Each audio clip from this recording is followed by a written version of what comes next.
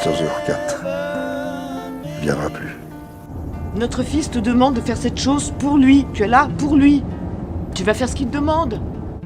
Bienvenidos a Cine Aparte y gracias por darle otra vez clic al enlace. Llegó a salas la película Un lugar para decir adiós. Su título original es Valley of Love.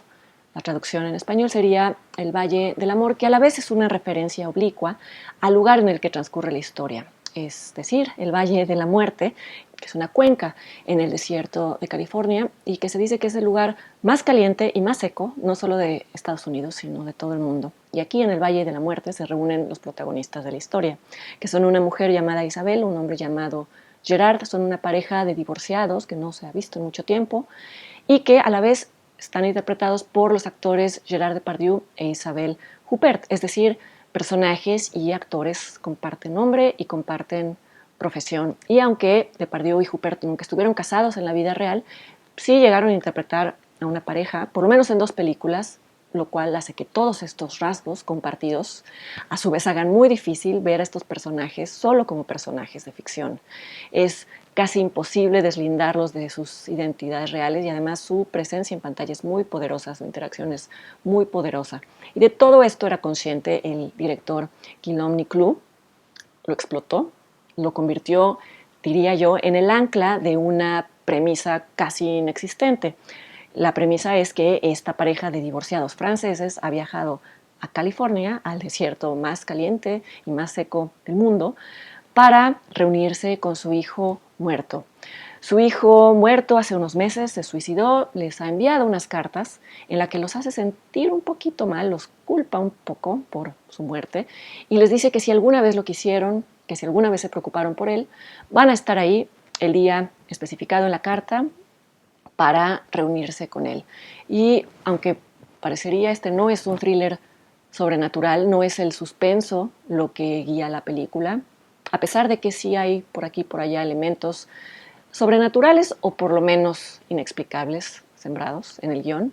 Lo que sostiene a la película es más bien un tono surreal, un tono absurdo, incluso cómico, que se da como resultado de plantar a estas grandes presencias del cine interpretándose casi a sí mismos en un lugar tan alucinante como el Valle de la Muerte, alucinante no solo por sus vistas, que ya verán, sino por el hecho de que, por ser también un parque nacional, hospeda a turistas.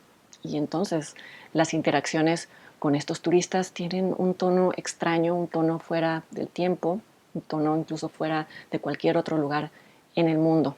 Son, creo que, las mejores escenas de la película. Quizá mi preferida es aquella en la que una pareja de turistas norteamericanos reconoce a estos actores, sobre todo a él, a Gerard. No sabe bien de dónde, pero lo reconoce.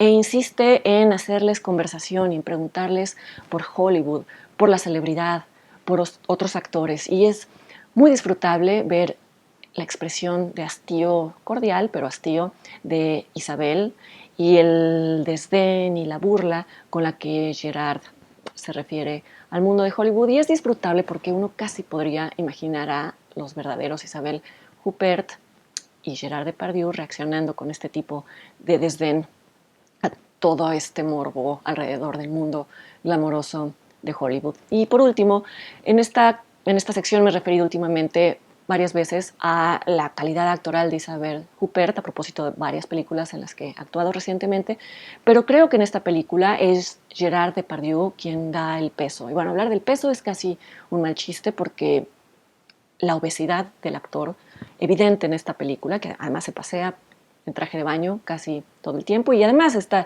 estado físico es algo que se discute dentro de la película, no podría ser de otra manera.